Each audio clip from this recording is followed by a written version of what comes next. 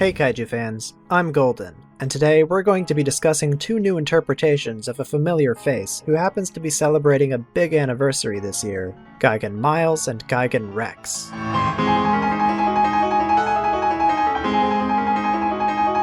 Gigan Rex is a powerful red variant of the cyborg monster Gigan, who debuted in the 2022 short Godzilla vs. Gigan Rex, which you may have seen posted on Toho's Japanese Godzilla channel. His subordinates, called Gigan Miles, appear closer to traditional depictions of Gigan, and originated with Gigan Rex director Takuya Uenishi's fan film GvsG. After Godzilla interrupted the rampage of a horde of Miles, he was challenged by their leader, triggering a disastrous confrontation. Rex, as you may have heard at the end of Tyrannosaurus, is the Latin word for king, while Miles is the Latin word for soldier. In early 2019, Gemstone, a collaborative project between Toho and their co-owned social media company Alphaboat, launched a Godzilla-themed competition to discover talented young creators. The winner's prize? The opportunity to have their own Godzilla project realized by Toho. Enter Takuya Uenishi, whose fan film, GvsG, afforded him a first prize. The short featured a redesigned Godzilla and Gigans, though it's not very clear whether Uenishi created them himself. It's worth noting that the wintry Godzilla from 2019's Shinkansen Henkei Robo Shinkalion the movie appears incredibly similar to the GvsG Godzilla, and Uenishi appears in the movie's credits as its designer and modeler. He was also responsible for modeling the forms of Shin Godzilla, so he's plenty capable.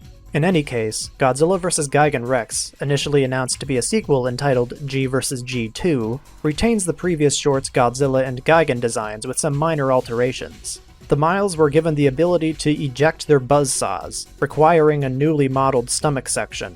The real star of the show, of course, is the titular Gigan Rex, who sets himself apart with his striking red coloration and all-new weaponry. The whole film was created in the 3D graphics software Blender, and motion capture was at least partially used. Moreover, some scenes are reused from GvsG, though with enhanced effects.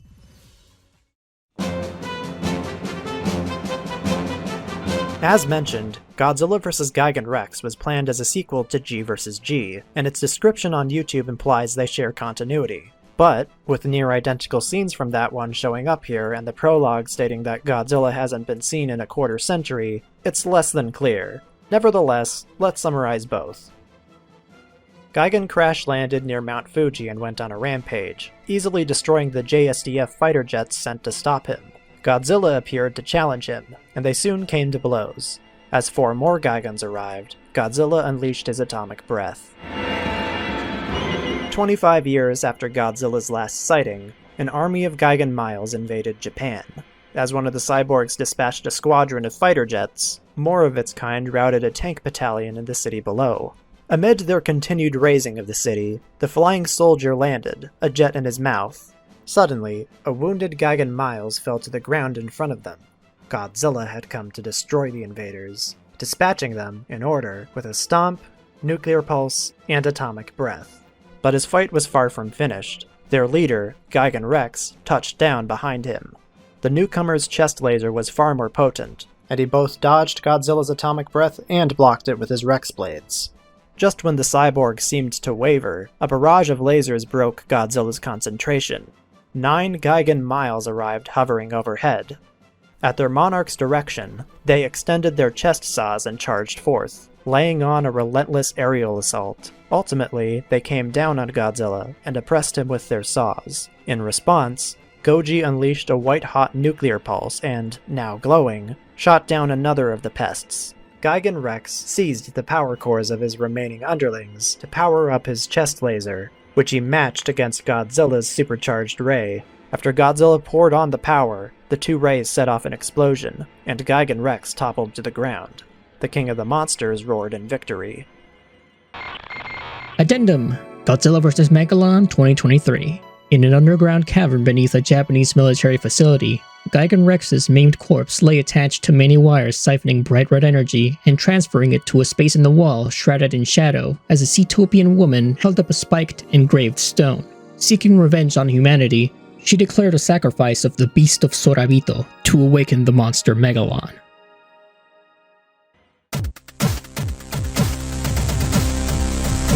Gigan Miles have buzzsaws built into their chests. The weapons are never actually seen drawing blood, instead producing showers of sparks upon contact with Godzilla's skin. At Gigan Rex's command, the Gigan Miles peeled back the flesh of their abdomens and protruded their saws outward, revealing an intricate metal mesh surrounding their power cores just behind. The extended buzzsaw of one even deflected Godzilla's atomic breath. Both Gigan Miles and Gigan Rex are capable of flight. Worth highlighting is their ability to abruptly adjust their momentum midair. Both Soldier and King have blades in place of forearms. Merely slicing at the air can produce an aerial slash, cleanly splitting in half a building some distance away. Gigan Rex can take his Rex blades to a new level by transforming them into serrated metal whips, effortlessly cleaving through buildings. As solid blades, they withstood a sustained blast of Godzilla's atomic breath. A large spike also caps off their tails. While we never got a chance to see their lethality in combat, Rex did use his to stabilize himself after getting knocked off balance by Godzilla. The Gigan Miles possess glowing red orbs at the center of their bodies that appear to serve as their power supply. Gigan Rex was able to power himself up by removing these power cores from his soldiers, who instantly dropped dead. Each Gigan Miles can fire thin yellow lasers from the apertures on their forehead, accurate enough to shoot down incoming missiles and fighter jets. They had little effect on Godzilla, but managed to startle him at a pivotal moment.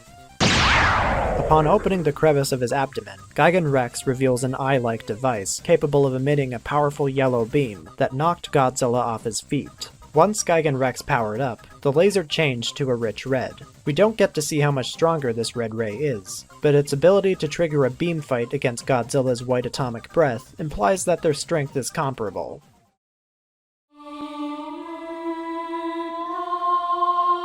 Godzilla vs. Gigan Rex drops a couple of hints that its Godzilla is a grown-up Godzilla Jr. It opens on a shot which echoes the ending of vs. Destoroyah, with Psychic Chorus from Godzilla vs. Mechagodzilla II selected as the background music. The narrator is even voiced by Megumi Odaka, who played Miki Segusa in the Heisei films, and she mentioned that Godzilla last appeared a quarter century ago. Taking into account that vs. Destoroyah takes place in 1996, and Gigan Rex was originally supposed to be released in 2021, that would give us exactly 25 years in between. Though these are strong allusions, keep in mind that there hasn't been any explicit confirmation from Toho that Godzilla vs. Gigan Rex is a Destroya sequel. Unsurprising, considering how reluctant the company has been to revisit old Godzilla films besides the original. It's similar to the way some of the IDW comics reference the films without being formal sequels to them. Maybe that'll change in the future, but for now, that's all we've got on these new versions of the Future Monster.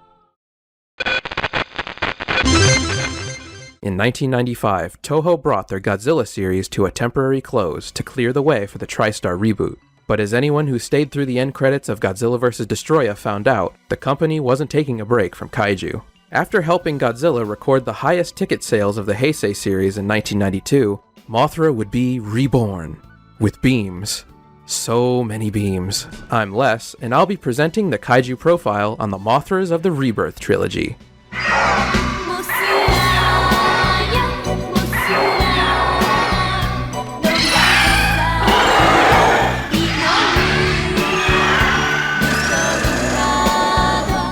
Mothra Leo starred in the 3 Rebirth of Mothra movies released from 1996 to 98, defending the planet against Des Ghidorah, Dagara, and King Ghidorah. His mother battled alongside him in his first movie and carried him to safety as her final act, while the Primitive Mothra came to his aid in the 3rd movie. Set in its own continuity apart from any of Toho's other kaiju eiga, the Rebirth trilogy leans into fantasy and takes on a more lighthearted tone in comparison to the Heisei Godzilla series. Aside from Taro in Godzilla Tokyo SOS, Leo is the only known male Mothra on film. He has feathery antennae, which are generally only found on male moths, and a deeper roar than his mother.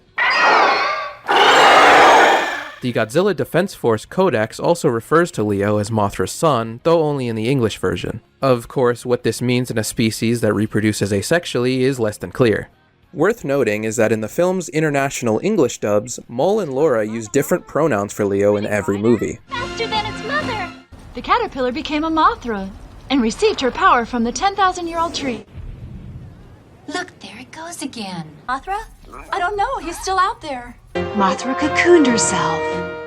In Japan, Leo is typically only referred to as Mothra, or New Mothra to distinguish him from his mother. Mothra Leo originated as a fan name in the West, taken from a song of the same name which the Elias sing as he cocoons in his first film.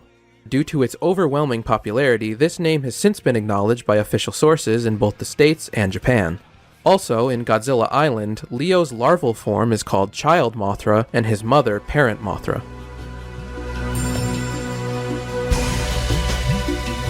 With the death of the Japanese Godzilla clearing the path for Sony's soon-to-come Hollywood production, it was decided halfway through filming of Godzilla vs. Destoroyah that Mothra was to headline Toho's next kaiju flick. The idea of an imago and larva Mothra teaming up originated in Kazuki Omori's 1990 screenplay for Mothra vs. Bagan. Rather than simply show up for the final battle, however, this larva would hatch in the middle of the film, then become an adult to avenge his mother's death. Takafumi Taniguchi and Masayuki Kurahashi of Bondcraft modeled Mothra Leo's larval form. There were at least 3 separate larvae created for the film: a mechanized radio-controlled type, a guignol, and a larger prop for swimming close-ups. As special effects director Koichi Kawakita was dissatisfied with the movement of the larva from 1992's Godzilla vs. Mothra, he requested that the new mechanized prop be able to move its body in a wave-like motion akin to a real caterpillar. Kawakita ordered an internal mechanism for it from Muron, a company specializing in mechanical modeling. It was built with a gimmick which allowed different parts of its body to move up and down independently through the expulsion of compressed air inside of it. The guignol's facial expressions changed when operated by a wire, while the swimming close-up prop was later refurbished for Godzilla, Mothra, and King Ghidorah giant monsters all-out attack. While the Mothra imago props from Godzilla vs. Mothra were too badly damaged to be reused, Leo's mother would have an almost identical design save for the improved mouth parts. Tomoki Kobayashi modeled 2 new Mothra props for Toho Eizo Bijutsu, one for close-ups and one for action shots, both less than 1 meter in length. A lower-grade stand-in dummy was also utilized. Toho EB's Special Art Division created 2 more props for Leo's imago stage. The imago props were given more realistic mouths than past Mothra designs. Staff members were told to only touch the imago Mothra Leo props after they had washed their hands, since any dirt would show up in the fur. Concept artist Hideo Okamoto was responsible for the final designs of the 3 Mothras in this movie. The coloration of Leo's wings invoked that which he and his kind protected: the greenery of nature and the earth. Rebirth of Mothra II used the same Leo props. They were slightly modified and repainted in order to portray Leo's new rainbow form. The main prop's wings were detachable and could be swapped. Okamoto had drawn up wing patterns for Rainbow Mothra, which didn't quite live up to the rainbow moniker as much as what the crew ultimately created. Hideo Okamoto, Minoru Yoshida, Shinji Nishikawa, and even Heisei Godzilla suit actor Ryu Hariken all had a hand in the look of Aqua Mothra. The design that won out, one of Yoshida's, balanced features of insects and dolphins with the wings of flying fish. The Illusion Mirage Aqua ability Mothra used to defeat Dagara was not part of the screenplay, but was inserted by the time the storyboards were made in order to set the fight apart from that in the previous film. This was Kawakita's way of finally realizing a battle within a monster's body, an idea he first came up with for the scrapped 1991 Micro Super Battle Godzilla vs. Gigamoth, and continued promoting to Toho for the next 2 years. 2 props were constructed of Aqua Mothra for the second film. The largest one's body was constructed from latex, while its fins were made of vinyl chloride so that they appeared transparent. Additionally, a 3D model was used in a few shots to depict Aqua Mothra, mostly in micro form. Rainbow Mothra's appearance would change in his next film without explanation. His primary color-based pattern, actually a scrapped one from Rebirth II, resurrected for this 3rd installment. The wings were made from a transparent material, allowing the obverse and reverse faces to display the near-exact same painted pattern. Rebirth of Mothra 3 called for new props created by Star Train, the 1:1 scale types with swappable wings, and one 2/3 size model with a built-in mechanism that flapped the wings. The new look was slightly more slender and fuzzy as opposed to the prior Heisei Mothra's plumpy and fluffy appearance. Yasushi Torisawa and Shinji Nishikawa realized the concept art for Rebirth 3. Armor form sketches by Nishikawa presented wings that gave the impression of man-made craft like jets. Torisawa produced a number of striking pieces leaning into a realistic insect look, though only his Ankylosaurus-plated Primitive Mothra was selected. Armor and lightspeed designs by Nishikawa were also approved. CG was used again in the 3rd film. Armor Mothra's wings unfurling after hatching from the time capsule cocoon were computer rendered, as were the shots of Lightspeed Mothra. Still more props were required for Leo's two final forms, Armor and Eternal Mothra. Different color palettes and wing shapes were considered for Armor Mothra before the final radio-controlled 1-to-1 prop opted for wings composed of a single piece with pointed tips and a silver, blue, and orange color scheme. The antennae initially sprouted fur, but these were removed before the start of shooting. You might have never noticed it, but Armor Mothra does have legs. They're tucked into the chest armor. Oh, and one more thing. A Rainbow Mothra prop was accidentally destroyed during filming. The culprit was the thinner used to create the Primitive Mothra's silk, which somehow ignited and set Rainbow Mothra on fire. Once they put out the blaze, the filmmakers retrieved another model and shot the scene again. For hundreds of millions of years since the beginning of life on Earth, world peace had been presided over and maintained by the Mothras. Coexisting alongside a civilization of small humanoids known as the Elias and the fairy Mothras on the paradise-like Infant Island, these guardian deities protected the planet from two three-headed space monsters during the Cretaceous period. The young King Ghidorah's invasion 130 million years ago was thwarted by the time-traveling Rainbow Mothra.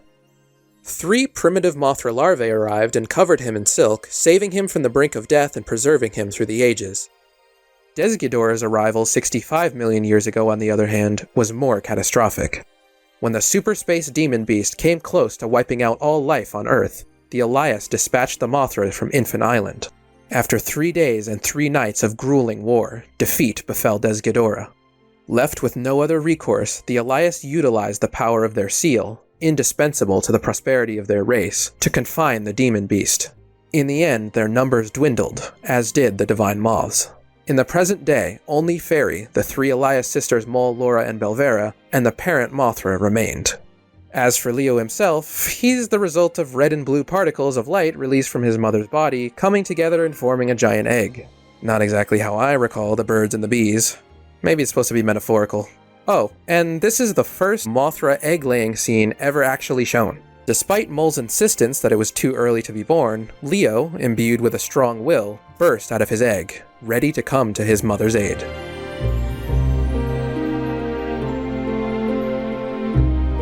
At the end of the 20th century, the last Mothra spawned an egg, ensuring that her guardian race would live on, and readied to spend her final days in peace. Her priestesses, Mole and Laura, sensed the site director of a logging company removing the seal of Elias from a Hokkaido forest. Their evil sister Belvera soon seized the seal and used it to awaken the space monster Ghidorah, who Mothra and her kin had locked away 65 million years ago. Left with no other option, Mole and Laura called upon Mothra to battle Ghidorah. She caught him by surprise, but was clearly outmatched. Responding to his mother's distress, Leo hatched from his egg and joined the fight. But his webbing could only briefly hold the monster back, and Mothra had to come to his rescue. Even working in tandem, they couldn't stop Ghidorah, so Mothra tricked him into firing on a dam. As the waters washed him away, she carried her son out to sea, but soon succumbed to her injuries. Leo could only watch as his mother sank beneath the waves. He traveled to Yakushima Island to metamorphose, building his cocoon around the 10,000-year-old Jomon Sugi tree. Hundreds of multicolored moths emerged from his cocoon before coalescing into Leo's imago form, the unique greenery in his eyes and wings resulting from the influence of the Yakusugi cedar. He flew to Hokkaido for a rematch with Ghidorah. This time he had an overwhelming edge in speed, firepower, and even raw strength, and put the 3-headed monster out of commission with the Shine Strike Buster. Mole and Laura used the seal, which they had regained from Belvera with the help of the site director's children, to trap Ghidorah once more. Leo restored the forest to its former resplendent state before returning home to Infant Island. A year later, Mole and Laura summoned Mothra Leo to battle Dagara. Created by the ancient civilization of Nilai Kanai, he was infesting the Okinawan waters with toxic starfish called barem. Leo's sparkling pile load seemed to give him the advantage, repelling a vicious sneak attack from Dagara and driving him deeper and deeper into the ocean. But from there, he unleashed a thundering toxic crimson vortex covering Leo and barem. Mole and Laura tried to dislodge them with lasers from their hands, but there were far too many. Dagara tackled Leo into the Nilai Kanai pyramid, felling a statue, and dragged him underwater. The remaining statues imbued Leo with a temporary burst of strength and fired on Dagara, burying him under rock. Leo managed to surface and collapse on top of the pyramid. Sprouting 2 new shoulder cannons, Dagara soon renewed his attack on Leo from underwater. The statues granted him another burst of energy to knock Dagara back. Shiori, one of Mole and Laura's human allies, presented Leo with Gogo, the living treasure of Nilai Kanai. The little creature began to glow and floated above Leo, giving his life to transform him into Rainbow Mothra. Dagara was no match for this new form, his rays reflecting off an invisible shield. Flying low to the water, Mothra cleared a dry path for the humans to run to shore. Dagara retreated underwater, but this time his opponent followed him, shifting into Aqua Mothra. After a withering barrage of beam attacks, he changed into a swarm of smaller Mothras and swam inside Dagara's mouth, ravaging him from the inside. Reforming outside Dagara's body, he lifted the motionless monster out of the water and dropped him on top of the pyramid, setting off a tremendous explosion. As flames consumed the pyramid, Mothra transformed it into water and collapsed it with a single slice of his wing. King Ghidorah, a space monster who invaded Earth 130 million years ago, returned in a meteor and began abducting children across Japan. Rainbow Mothra challenged him before he could feed upon them, but an invisible barrier around Ghidorah blunted the impact of his rays. Ghidorah returned fire with his gravity and anti-gravity beams, badly injuring him, then stomped him into the ground. Mothra was helpless as Ghidorah threw him into the air and sent him flying with another volley of gravity beams. Mole and Laura tried to distract him, only for him to place Laura under his control. After she tried strangling Mole, she fell into Ghidorah's dome. Recovering from the battle, Mothra told Mole that the only way to defeat Ghidorah was to travel through time back to his first attack on Earth, when he was significantly weaker. Mole sang to power his journey as he shifted into his Aqua Mothra form, then Lightspeed Mothra, but at the cost of her life. Mothra quickly found the younger Cretaceous King Ghidorah, and as he rained down attacks, the Ghidorah in the present began to feel pain. One cross-heat laser rainbow blasted off part of Ghidorah's tail, and an alarmed pair of dinosaurs watched it burrow underground. But the younger Ghidorah was still a formidable opponent, and his fireballs began to wear Mothra down. In the present, Mole's ally Shota told Laura that her sister's last request was for her to help Mothra, and she returned to her senses. As he neared death, Laura's song imbued him with strength. He paralyzed Ghidorah with Excel Shining Field Rainbow Powder, then carried him into the active Mount Fuji. In the present, Ghidorah and the dome both vanished. As Laura and Belvera mourned Mole, 3 primitive Mothra larvae came upon the fallen Mothra and cocooned him with their Excel strings. Suddenly, Ghidorah burst out of a meteor in the present again, having regrown his body from the tail Mothra shot off. As Laura and Belvera bravely battled Ghidorah, Mothra's cocoon burst out of a hillside and opened to reveal his new form, Armor Mothra. Ghidorah was completely outmatched, his gravity beams useless. After slicing one of his wings off, Mothra energized himself and flew through Ghidorah, causing him to crystallize and explode. Mothra shed his armor, becoming Eternal Mothra, and combined his power with the Elias Sword to revive Mole. With the dome gone, the abducted children rushed to be reunited with their parents. They waved goodbye to the Elias and Mothra. Before Rebirth of Mothra II premiered, Mothra Leo began crawling around the small screen on Godzilla Island. His mother battled the likes of Batra, Destroya, and a giant Exilian laser cannon in the early episodes. Leo was primarily a background character until the 6th story arc, which saw his mother sacrifice herself to drop Hedorah into a volcano. Leo emerged from his cocoon months later when Hedorah returned, and helped Godzilla dry him out with red antennae beams and wing lightning. In the 15th story arc, he fought Godzilla to a draw in defense of his newly hatched sibling who had been corrupted by Batra. They ended up joining forces again to defeat the Black Mothra, then brought down Megalon and Destroya. By the way, Godzilla Island has since been translated into English with subtitles, and the official names of Child Mothra and Parent Mothra are now Little Mothra and Mother Mothra. Mothra opened her fight against Ghidorah with beam pulsars from her antennae, and later used a weaker version of this attack called the Milky Whip to knock the Seal of Elias out of Belvera's grasp. Her other signature technique was the pressure field, scales and lightning bolts from her wings. Unlike the Heisei Mothra, her scales did not redirect Ghidorah's rays. She could also shoot lightning from the top of her wings. Beyond beams, Mothra had a number of tricks for close quarters combat. She could increase her flight speed to Mach 80 with Flash Dash, discharge energy from her body with Direct Impact, and channel electricity through her claws with the Stun trigger. She could also lift up to 20,000 metric tons. That brings us to Leo himself. He and his mother were both highly intelligent and possessed psychic powers. As a larva, Leo had two forms of attack: the petite railgun, a blast of blue-green energy fired from his underbelly, and Excel strings, which had a rainbow aftershock. The primitive Mothra could also spit this webbing, but luckily for Rainbow Mothra, theirs had no aftershock. Anyway, while Leo was powerful enough to get Desghidorah's attention in his larval stage, his limited durability meant he needed his mother's help to survive the encounter.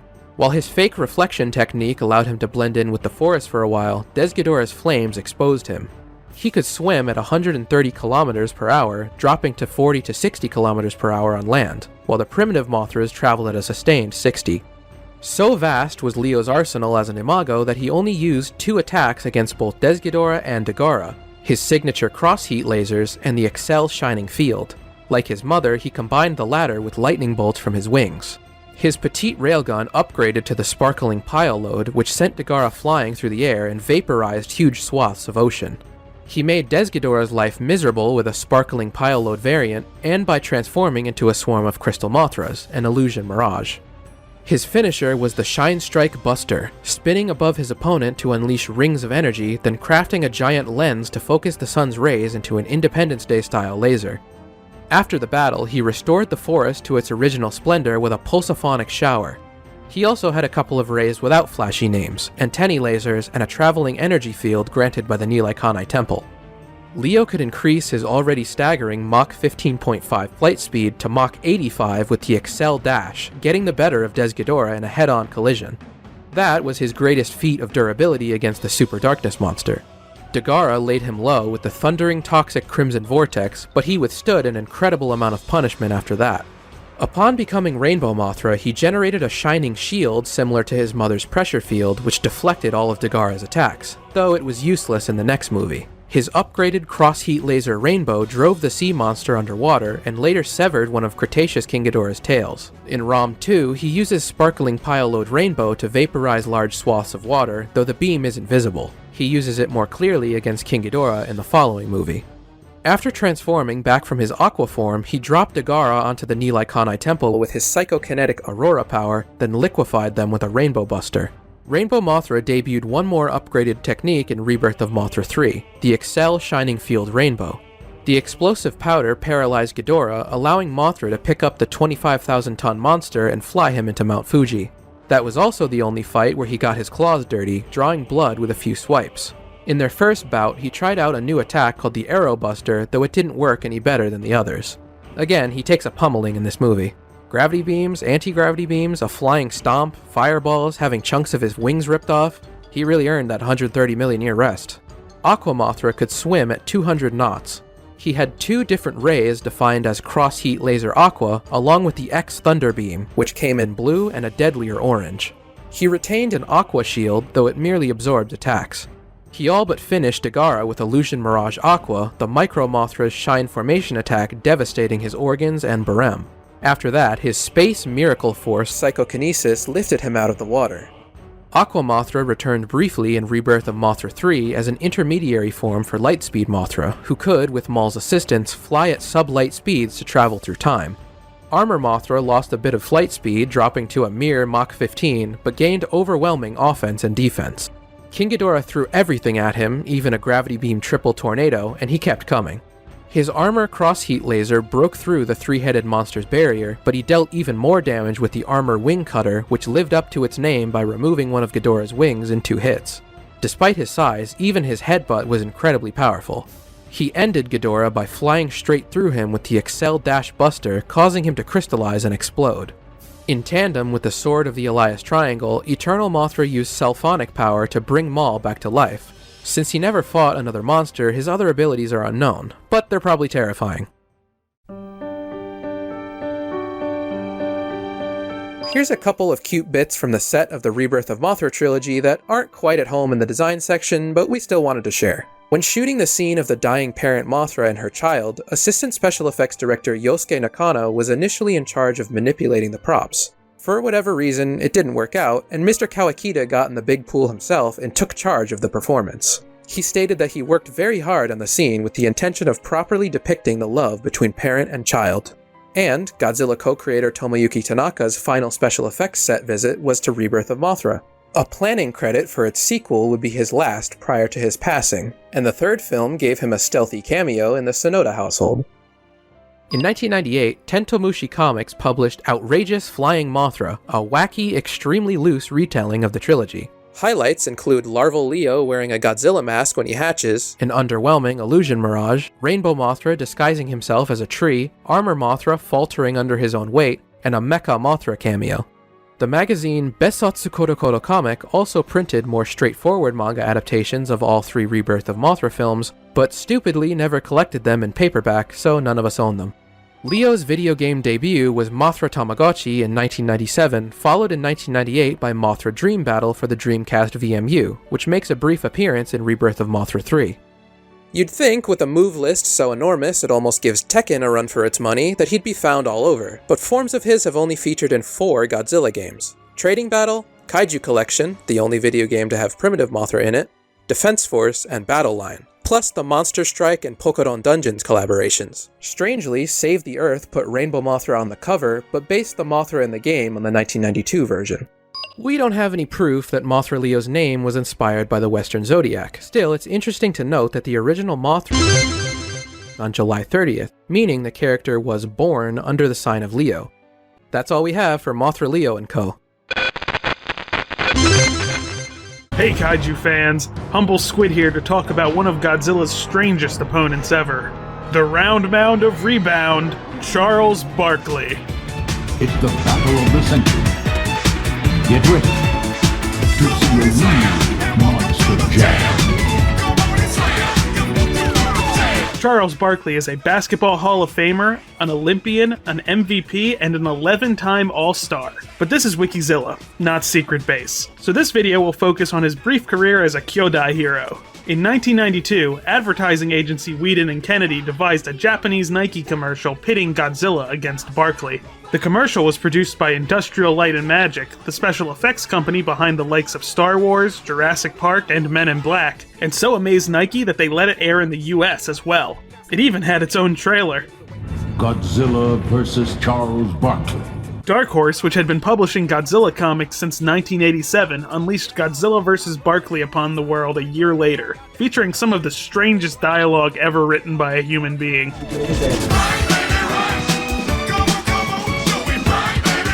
Charles Barkley was conceived by Charcy Glenn and Frank Barkley in mid-1962. For more information on how they did this, ask your parents. Okay, this section should probably be more than a few seconds long. Let's talk about the Nike ad. The commercial was directed by ILM visual effects artist Michael Owens. ILM built their own Godzilla suit, the head of which could be removed and utilized as a standalone prop. The suit was designed to be highly emotive, and it took up to 4 puppeteers to effectively control Godzilla's expressions. ILM also created a separate prop for Godzilla's tail, controlled by a lever to slap the basketball out of Barkley's hands. In order to effectively capture Barkley's increased size, ILM employed a technique utilized in the original Godzilla and many kaiju films since, shooting Barkley at a high frame rate, which made him appear to move more slowly when the footage was played back at the standard 24 frames per second. The shot of Barkley fouling Godzilla on the chin was accomplished by performing the shot backwards to ensure the intended final expressions would appear in the shot. Godzilla vs. Barkley was Barkley's first acting role, but he's since appeared in many films and TV shows, usually playing himself. And I'm Charles Barkley. What the hell are you doing here? The WWE propaganda film Rumble was a rare exception. In that one, he voiced a giant monster wrestling champion, Ray Burns Sr., coming full circle. The making of Dark Horse's Godzilla vs. Barkley is more mysterious, and at least one person involved was deeply unhappy with the result. Alan Smithy is a pseudonym typically used by Hollywood directors to disown a film. It was scripted by Mike Barron, who would also write for Marvel, DC, and several other comic labels. Jeff Butler, James Sinclair, and future Sci-Fi Japan co-founder Keith Aiken comprised the art team for this issue. Godzilla's rampage through Tokyo is interrupted by the arrival of a giant Charles Barkley. Godzilla dons a pair of sunglasses and invites Barkley to his makeshift court before attempting to steal the ball. Barkley, too fast for the atomic giant, regains control and both fouls and dunks on the king of the monsters. Afterwards, Sir Charles leads him away from the city. His final line is different in the Japanese and US versions. The Lakers are looking for a big man. Off the coast of California, amidst a torrential rainstorm, Godzilla rises from the sea beneath a Japanese shipping vessel, breaking it in half. The following morning, a young boy named Matthew and his grandfather visit the set of a photo shoot in hopes of meeting Charles Barkley. Unable to get into the shoot, Matthew is escorted off set by security. In an attempt to cheer him up, his grandfather tells Matthew that one day he could also become a great warrior like Charles Barkley, and gives him a silver dollar he claims has magical properties. No sooner than Matthew's spirits have been lifted, Godzilla lifts himself out of the sea. As the boardwalk erupts into chaos, Matthew grabs the silver dollar and takes it to the only person who can truly stop the King of the Monsters' rampage, a basketball player. Badgered by his entourage to evacuate, Barkley fires them all and takes Matthew for a ride in his car, though he still doesn't believe he stands a chance against the monster and can't figure out how the silver dollar works. Feeling that Barkley doesn't care enough about the fate of San Francisco, Matthew challenges him to a game on the court mere blocks from the rampaging kaiju. Matthew flips the coin only for it to land on its side, and when Barkley picks it up, he suddenly grows to 300 feet tall. Now roughly the same size as the King of the Monsters, Sir Charles challenges him to a game of one-on-one, exploiting his little-known love of basketball to lure him out of the city. Barkley improvises a hoop at an Air Force base as a crowd gathers to watch the match. Godzilla makes the first basket, fouling Barkley in the process. Earth's greatest warrior retorts by scoring 2 baskets and delivering a foul of his own. Godzilla, frustrated with Barkley's lead, unleashes an atomic heat blast at the basketball, melting it. Barkley reprimands the beast for his unsportsmanlike conduct and for being a sore loser. But he does see potential in Godzilla's basketball ability, and provides him a training arena in a Utah canyon as well as a pair of size 13,000 Triple E Nike Airs designed just for him. After bidding a fond farewell to Godzilla, Barkley flies back to California, returning the magic silver dollar to Matthew.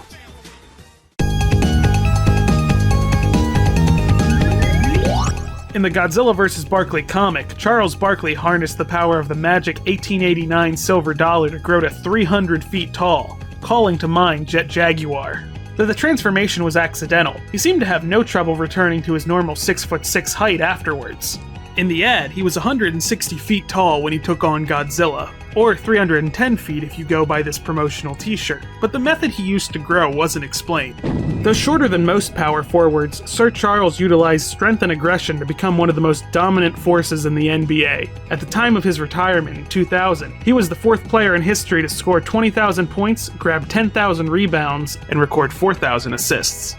On the court, base form Barkley had a vertical leap of 39 inches. That suggests that his giant form could leap 150 feet in the comic and 80 to 155 feet in the ad. In the comic, Sir Charles exhibited amazing reaction time and speed, dodging a point-blank blast of Godzilla's atomic breath. He also easily outmaneuvered the King of the Monsters and even overpowered him in the ad before executing a thundering court-smashing slam. Barkley may have not even needed to dodge the Monster King's deadliest weapon. When Godzilla melted the basketball with his atomic breath, he was unharmed by the molten remains. He also absorbed a tail whip to the face without any bruising. Though nigh invulnerable in his giant Barkley form, base form Barkley was susceptible to injury. He played through the pain in the 1993 to 1994 season, but missed significant time in 1997 to 98. On December 8, 1999, he ruptured his left quadriceps tendon and had to be carried off the court, effectively a career-ending injury. But he refused to let that be the final memory of his career, playing one more game on April 19, 2000, determined to walk out of the NBA on his own terms. Barkley is also susceptible to verbal attacks from colleague Shaquille O'Neal. The final score of Godzilla and Barkley's game in the comic seems to have been Barkley 4 and Godzilla 2, with all 3 of their baskets scored inside the 3-point line. Charles Barkley had a career win-loss record of 658 to 415. However, this does not take his 2 wins against Godzilla into account, which would elevate his record to 660 to 415.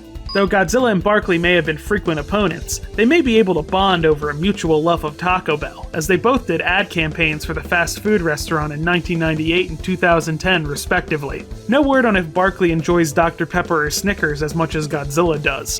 Barkley referenced his bout with Godzilla during his opening monologue on Saturday Night Live on September 25, 1993. He explained that he tried to arrange a rematch for charity, but Godzilla backed out at the 11th hour. Barney the dinosaur agreed to take his place, and Sir Charles sadistically wiped the floor with him. The odds of Barkley and Godzilla meeting again seem slim. Barkley's playing days are long over, and even LeBron James has forgotten Godzilla's basketball skills. But the upcoming Monarch show is premised on a dive into the past. Maybe, just maybe, Titan basketball game. With advances in de-aging VFX, Barkley could even play his younger self. Until then, thanks for watching.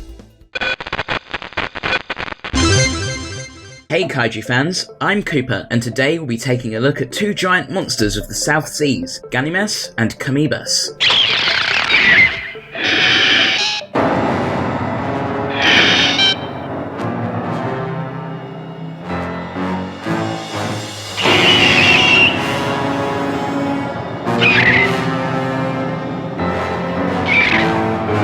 Debuting in 1970's Space Amoeba, Ganimes and Kamoebas were created by the titular alien during its attempted conquest of Earth. Following the destruction of the mutant cuttlefish Godzilla on Sergio Island, the amoeba possessed a rubble crab and transformed it into Ganimes. When the human opposition overcame this monster too, the alien creature turned to another crab and a Mata turtle, creating a second Ganimes and Kamoebas. Once the amoeba's control over them was broken, both monsters fought to the death. While Ganimes has largely fallen into obscurity, Kamoebas went on to appear in Go Godman as perhaps the best looking recycled monster suit, and 3 decades later managed a stint in Godzilla Tokyo SOS as a corpse. Kamoebas' name combines the Japanese word for turtle, kame, and amoeba, while Ganimes is derived from the Japanese word for crab, kani.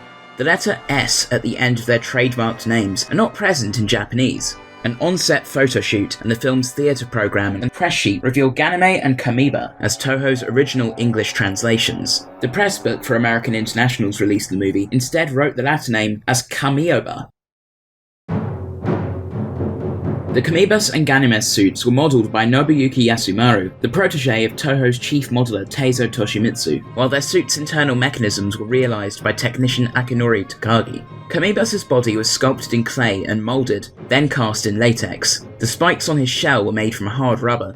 The monster was portrayed by Ultra Series suit actor Hariyoshi Nakamura, who would enter the suit from the bottom through a slit in the abdomen. Takagi fitted the suit with a mechanism to extend its neck, modified from a bicycle pump and springs from gym equipment. Freon gas would propel the neck forward, reportedly making a loud popping noise which startled Nakamura.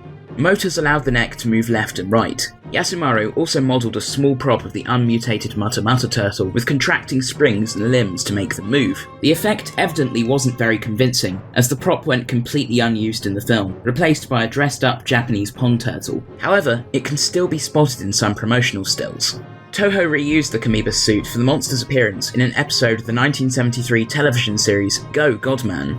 The shell of Ganimes was also sculpted in clay and cast. Yasumaru took inspiration from another crustacean created by his mentor 4 years earlier. In his own words, "I made Ganimes with reference to Mr. Toshimitsu's Ebira, and I thought that I could make it even better." Yasumaru decorated the Ganimes suit with palm fronds to simulate hair, a deviation from Toshimitsu's typical method of using goat hair. The drawback was that the fronds were highly flammable, with Yasumaru staying on set during filming to monitor them. Takagi installed between 6 and 8 servo motors into Ganimes' head so that its mouthparts could be radio controlled, while a mechanism in its shell blew foam from the mouth with a compressed air cylinder. The eyes could also be radio controlled. Ganimes was portrayed by Haruo Nakajima, who doubled as the actor for Kizora. According to him, Ganimes was so stiff that I don't think I could act very well, and could mostly only click the claws together. That's why I don't remember much about it. A giant full-scale claw was used to interact with the human characters, and a small wire-operated model was blown up for the first individual's death. The concept of a giant object washing ashore on Kujikuri Beach originated with Masahiro Yokotani's drafts for Godzilla 2004.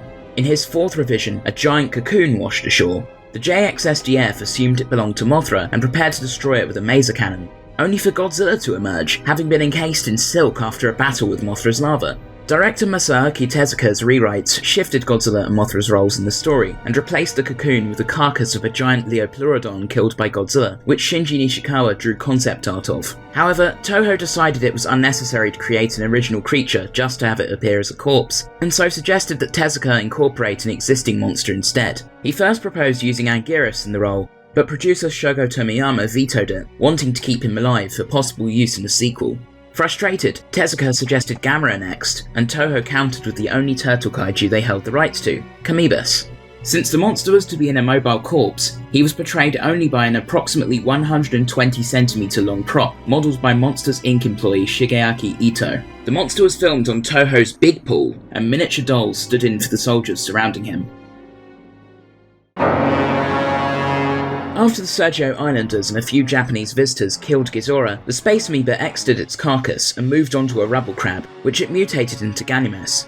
The monster capsized industrial spy Makoto Obata, then went after the humans on the shore, homing in on Taro Kudo and Ayako Hoshino. He chased the two to a dead end, but Kudo shot out the beast's eyes and tricked him into jumping off the cliff, where a cache of World War II era explosives awaited. Kudo set them off with his rifle after Hoshino pulled him up, causing Ganimes to explode into pieces. The Space Amoeba again survived, this time possessing Obata, creating a second Ganimes, and transforming a Mata turtle into the Kaiju Kamoebas. Both monsters tracked down the humans to a cave on the island and prepared to finish them off, but Obata broke free of the amoeba's control and freed a large flock of bats from the cave. Their sonar interrupted the Space Amoeba's control over the two Kaiju, who went wild and attacked each other. Their battle eventually reached the slopes of the island's active volcano. Ganimes tried to throw Kamoebas into the crater, but Kamoebas bit his foe's claw and dragged him down into the magma with him. Obata then jumped into the crater as well, eliminating the Space Amoeba once and for all. Godman confronted Kamoebas as he lumbered towards a couple of beachgoers. The turtle defended himself on his hind legs, but was eventually outmatched. However, upon attempting to kill the monster with his God Crush and God Sparks, Godman realised that Kamoebas' carapace was too resilient. When the monster Fulgun suddenly appeared, Godman left to fight it, allowing Kamoebas to escape with his life. In 2004, over 30 years since the battle on Sergio Island, the carcass of another Kamoebas washed ashore on Kujikuri Beach in Japan. The Anti-Megalosaurus force noted massive claw marks in the beast's neck, determining it had been killed by a larger predator. There could be no doubt as to this predator's identity: Godzilla. Though unseen, a separate member of the species had previously appeared in 1987. It faced the AMF, who took a sample of its cells and kept them in a canister for laboratory experimentation, along with the samples of various other kaiju, including another Ganimes in 1984 and the original Godzilla. Ganimes primarily fought with his two massive claws, which could snap shut on foes, or be used as clobbering weapons. He also threw boulders at Kamoebas and spat foam on him, neither of which was particularly effective. Kamoebas is protected by a spiky shell, which Godzilla Monster Apocalypse notes was resistant to bunker buster bombs. He primarily fought with his teeth and claws, biting and scratching at foes. Kamoebas had an extending neck which could launch forward and allow him to quickly and unexpectedly bite enemies. It easily supported the 12,000-ton weight of Ganimes while throwing him. None of the Space Amoeba monsters were very resilient. Taro Kudo shot out the first Ganimes' eyes with a rifle, then blew him to smithereens with conventional explosives. Both he and Kamoebas were pained by the ultrasonic waves emitted by a swarm of bats, which also caused the Space Amoeba to lose control of them. Lastly, the two perished after they plummeted into molten magma. The Kiryu Saga Kamoebas was killed in an off-screen battle with Godzilla, sustaining fatal slashes to his neck. Ganimes featured in a video game for the first time with the Game Boy Godzilla King of the Monsters in 1993, as the enemy following Ghidorah, who'd already been in 2 games before. Since then, the Yog Trio has been relegated to games with sprawling monster casts, starting in 98. Godzilla Trading Battle, Godzilla Generations and its associated VMU game, and Godzilla Defense Force. Kaiju Collection included Kamoebas and Ghidorah, but left out Ganimes. Godzilla Monster Apocalypse mentions several Kamoebases. The first attacked the Philippines in 2002, the second showed up in Guam, and the fourth washed ashore dead on Odo Island in 2030, becoming the first evidence of Godzilla's existence. Several references to Gamera are made in describing Kamoebas' fall. It's 60 meters long, the same as the Showa Friend of All Children, with a melted shell, Gamera II, and missing right arm, Gamera III. Ganimes roamed the Bering Sea and, fittingly enough, targeted American crab fishing vessels. In the follow-up novel, Project Mechagodzilla, it was theorized that the aggregated JMO7, which attacked the North American Hedera Research Laboratory, was a subspecies of Ganimes, but no one ever found out for sure. The Yog Trio, of course, featured in picture book and manga adaptations of their movie, and in a couple of original picture books from 1972, most prominently Jumbo Monster Island, where they tore Aztec ruins. Though Ghidorah's had more luck from then on, it's been nothing but cameos for the other two. In issue 9 of the IDW comic series Godzilla Rulers of Earth, a mural on Infant Island classified Ganimes and Kamoebas as water monsters. In prehistoric times, Kamoebas helped Megaguirus battle Gorosaurus to keep the world in balance. He returned by force in the 21st century when the Trilopods captured him. King Caesar freed him and 10 other Earth monsters from the Trilopod hive in Los Angeles, and they joined Godzilla for a massive brawl. Well, the others joined. Kamoebas laid low, though he did survive in the end. The aliens never found Ganimes, though it wasn't their fault. I did to license him from Toho. Undaunted, Matt Frank snuck 2 Ganimes like crabs into issue 19. That's all there is for Kamoebas and Ganimes. Thank you for watching. Dogzilla and Kat Kong.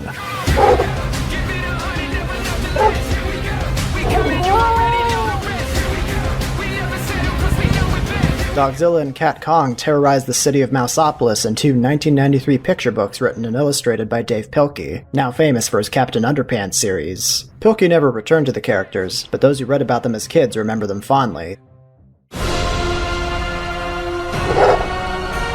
Awakened by the mouth-watering smell of a barbecue cook-off in the city of Mouseopolis, the greatest danger ever posed to mousekind emerged from a nearby volcanic crater, Dogzilla. Led by the Big Cheese, a small mouse army rushed to do battle with Dogzilla, but she repelled them with her stinky, powerful doggy breath. The horrific hound trotted into Mouseopolis, her canine instincts causing mayhem and mass destruction.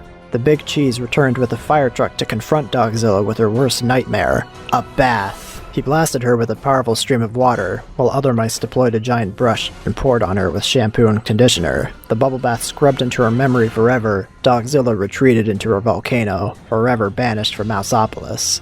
The mice rebuilt, but as they kicked off another cook-off a year later, a new threat emerged. Puppies. The god of a remote island, the mighty Kat Kong was worshipped by a tribe of mice with offerings of tuna. One day, the mighty beast tripped and knocked himself out before he could feast on his prize. 3 explorers, Captain Charles Limburger, Rosie Rodent, and Dr. Varmint, brought him to Mouseopolis for fun and profit. Dr. Varmint introduced him as the 9th lived wonder of the world to a massive audience. Despite his assurances, the pugnacious pussycat broke free of his constraints and tore through the city, swatting at buildings, power lines, and a train. It was a major catastrophe. As Limburger prepared to lead an offensive, Kat Kong abducted Rosie and scaled the Romano Inn. Unfazed by a squadron of planes, Kong forced Limburger to unleash his ultimate weapon, a present. Limburger flew circles around the feline, taunting him with the mysterious gift. At last the meowing mammoth gave in to temptation and lunged out, only to lose his balance and topple off the building to his death. "Well," remarked the chief of police. "it looks as if beauty killed the beast." "No," replied Dr. Varmint. "It was curiosity. Curiosity killed the cat." In the words of Pilkey himself, the inspiration for Dogzilla came one day when I was at my friend's house watching one of my favorite movies, Godzilla vs. Megalon. My friend's son, Nate, was sitting on the floor building a castle out of Legos. Everything was fine until Nate let his dog, Leia, into the house. Leia came charging into the room and smashed right through the Lego castle. With the mass of little Lego blocks and action figures scattered around her, Leia looked like a silly monster who had just rampaged a city. "I should write a book about that," I said. So I did.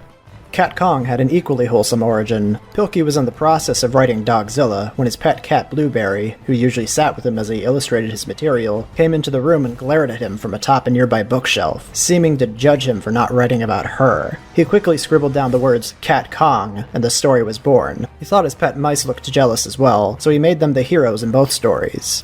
Pilkey wrote each book in about a week. 6 months later, he sent a fully illustrated dummy book and several sample color pages to his editor, only to be met with rejection. He was prepared to give up on the stories, but when another editor visited, she inquired about the Dogzilla painting on his wall, and agreed to publish both books before the day was out. Final art in Dogzilla and Kat Kong was a combination of manipulated photography and painted scenery. Nearly all the animals featured in the books were Pilkey's pets, with Leia as Dogzilla and Blueberry as Kat Kong, and he took over 2,000 photos of them in all. To get Leia to perk her ears up, Pilkey would repeat, "Do you want to go for a walk?" until he got the shot he wanted. She would eventually stop doing this until he actually took her for a walk. He rewarded her for her efforts with a new collar, dog bed, milk bones, and plenty of belly rubs. The puppies on the final page lived on a farm in Mentor, Ohio. Blueberry's acting was achieved through similar means, though with a lot more bribery. The cat hated being constantly photographed, so he compensated her with a supply of petramalt during the process. Pilkey's friend would position her and blow on the back of her head as she was photographed, causing her to meow in fury. He didn't have Photoshop, so he had to remove his friend's fingers from each shot with India ink and white acrylic paint. Dogzilla's jaws are powerful enough to chew through furniture and furniture stores alike, while her paws left a hole in the Museum of Natural History.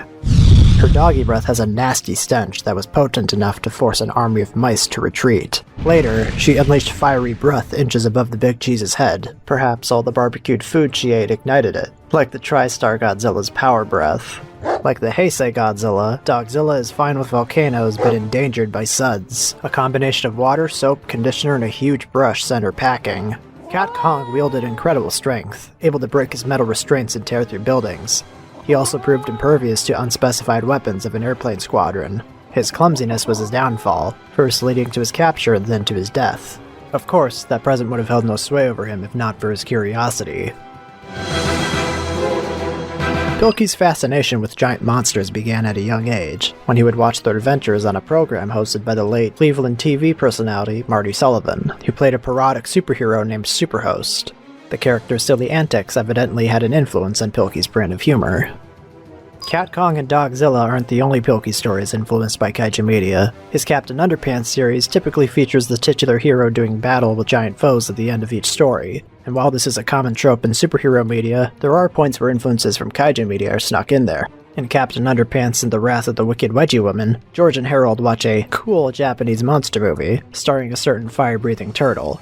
The boys' love of monster movies seeped into their comic books. As in Ook and Gluck, Kung Fu Cavemen from the future, the titular characters befriend a giant dinosaur in a conflict with a gorilla, and later face a trio of robots called Mechasaurs. Another one of Pilkey's long-running book series is Ricky Ricotta's Mighty Robot, starring an anthropomorphic mouse saving the world from monsters with the help of a giant robot. A reference in both name and premise to Johnny Sacco and his flying robot, otherwise known as Giant Robo. Giant Robo can also be seen on a TV in Captain Underpants and the Revolting Revenge of the Radioactive. That's all we have for Kat Kong and Dogzilla. Whether or not Pilkey will eventually make a Dogzilla vs. Kat Kong remains to be seen, but it's never too late. Thanks for watching. Gigan. Gigan! Rise!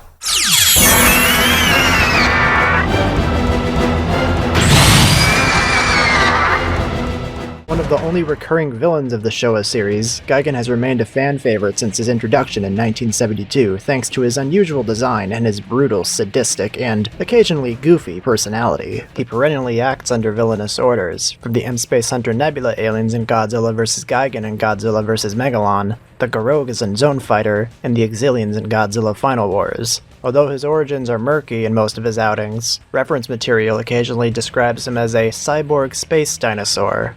The kaiju's popularity has led to a huge number of appearances in non-film media, some of which actually depicts him in a more heroic light. Special effects director Teruyoshi Nakano wanted Gigan to be a richly colored dinosaur, and drew inspiration from the designs of the multi-layered Junihitoe kimonos worn by Japanese court ladies. Weekly Shonen magazine illustrator Takayoshi Mizuki designed the monster, basing his form on migratory birds such as geese, and adopting the sharpness of an eagle from his neck up. The beast's scythe-like appendages may have been inspired by Alien Baltan from the Ultra series, as Mizuki frequently drew Ultraman artwork for magazines.